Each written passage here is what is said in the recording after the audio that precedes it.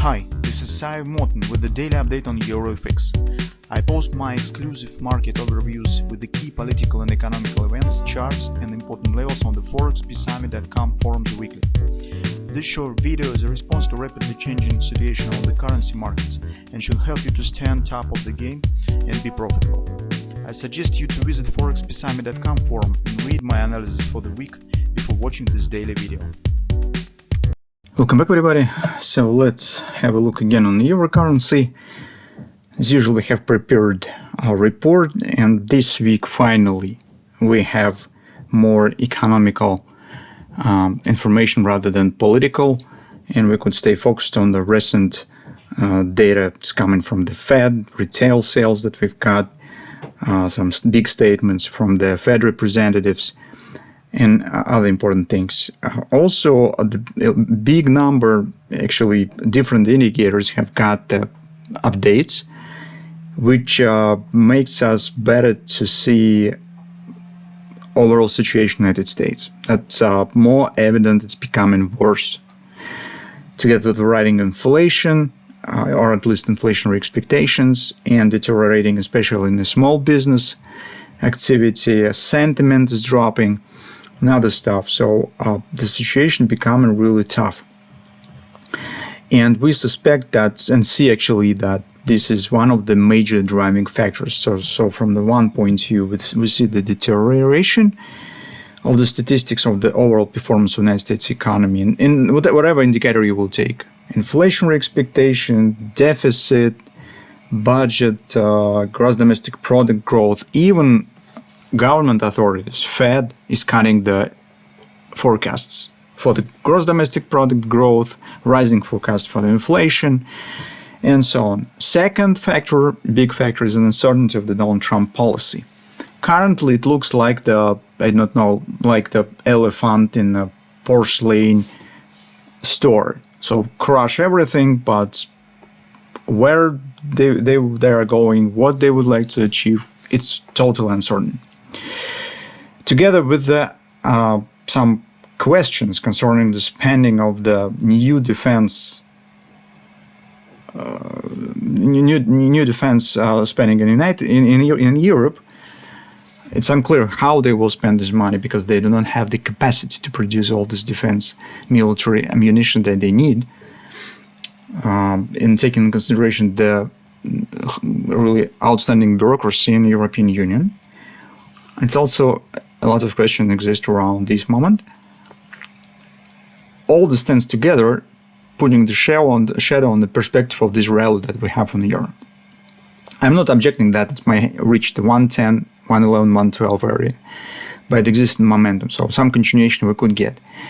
But with the longer term period, on the 2-3 months perspective, there is really big chances that we could see the reversal on the euro currency to the downside again. And currently, in general, I would say that it's too early to forget about existence of the long-term bearish tendency on the euro. Currently, it still is a retracement with a big downside trend, and it's not over yet.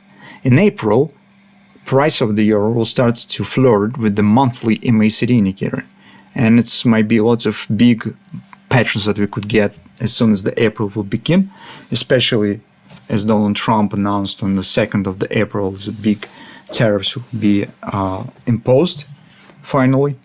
So we will see what will happen.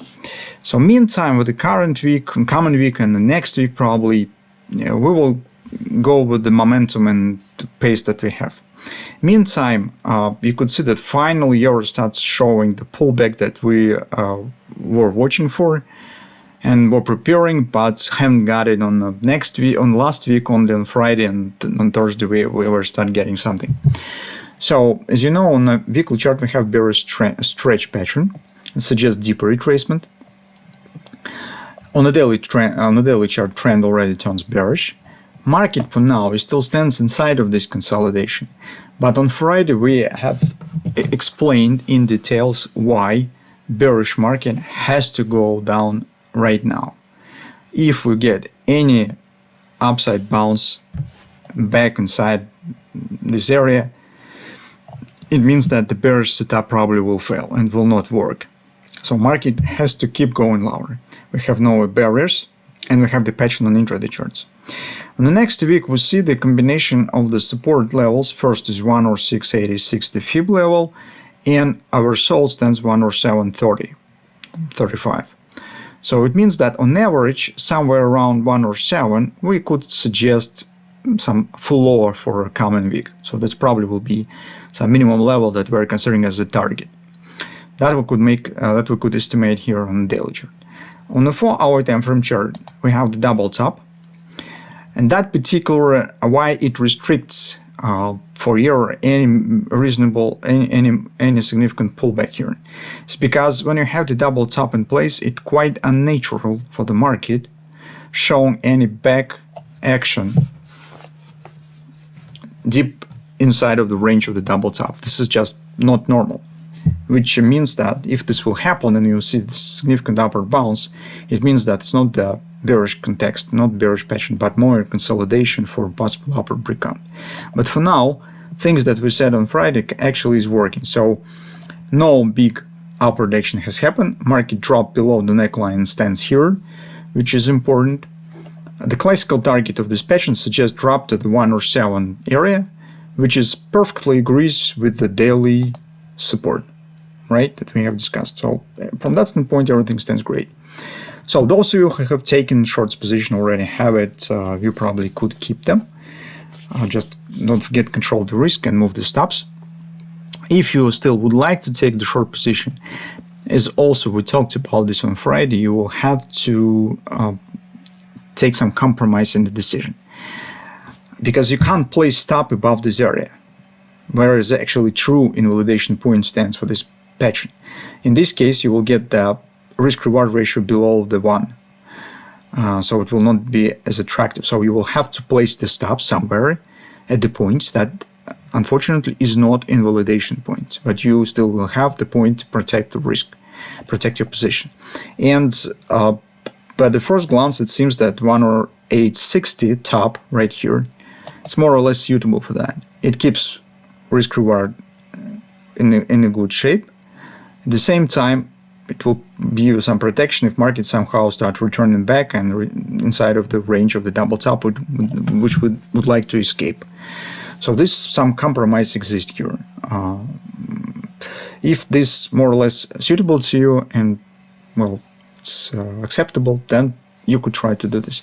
For now, we're not considering any bullish setups just because we don't have the background for that. We need to get the clear signs of the failure of this double top to start speaking again about the possible bullish positions. For now, as this pattern is still working, we will follow it and then see how it will turn in the beginning of the next week.